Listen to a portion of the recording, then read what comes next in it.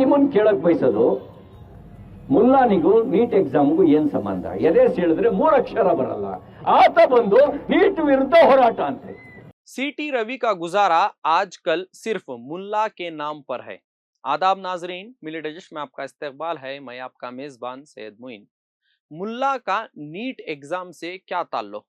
जिनको 3 लफ्ज लिखना नहीं आता वो आकर नीट के खिलाफ एहतजाज कर रहे हैं। ये अल्फाज बीजेपी के सीनियर लीडर सीटी रवि के हैं। लेकिन सीटी रवि साहब, इसका जवाब सुनिए।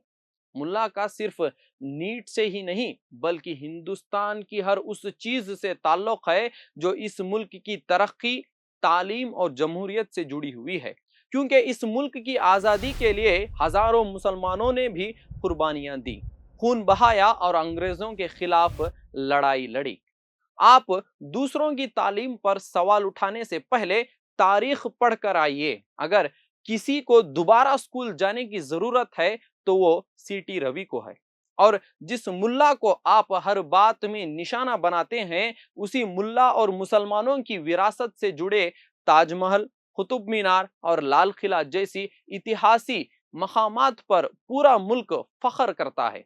अगर हर बात में मुसलमानों से इतनी ही परेशानी है तो फिर उनकी विरासत का जिक्र भी ईमानदारी से कीजिए। सच ये है कि सीटी रवि की सियासत अक्सर मुल्ला और मुसलमानों के लफ्जों के गिर्द घूमती नजर आती है।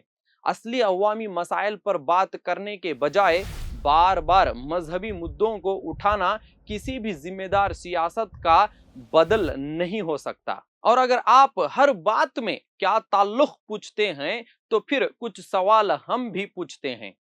जब पूरा मुल्क अंग्रेजों के खिलाफ लड़ रहा था तब अंग्रेजों को माफी नामे लिखने वालों का वतन परस्ती से क्या ताल्लुक? गुजरात जैसे कत्ले आम के वाकयात का ट्रिपल तलाक जैसे मामलात से क्या ताल्लुक?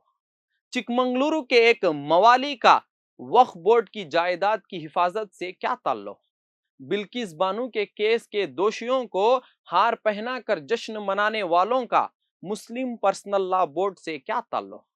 और सबसे बड़ा सवाल, सीटी रवि साहब, नीट के स्टूडेंट्स के दर्द से आपका क्या ताल्लुक? उनके मुस्तकबिल से आपका क्या ताल्लुक? या फिर हर मसले को हिंदू मुस्लिम बना देना ही आपकी सियासत का मरकज है? हर बार हिंदू मुस्लिम की सियासत करके लोगों का ध्यान असली मुद्दों से हटाने की कोशिश शायद पहले चलती रही हो, लेकिन अब देश का युवा यूथ्स जाग चुके हैं। अब सवाल बेरोजगारी पर होंगे, तालीम पर होंगे, पेपर लीक्स पर होंगे और इंसाफ पर होंगे। और जमहूरी तरीके से अवाम उन सियासतदानों से हिसाब मांगेगी जो नफरत को सियासत का जरिया बनाते हैं। अब अवाम सवाल पूछ रही है और जवाब देना ही पड़ेगा। जुड़े रहिए मिली डिश के साथ, बोल हमारे, आवाज आपकी।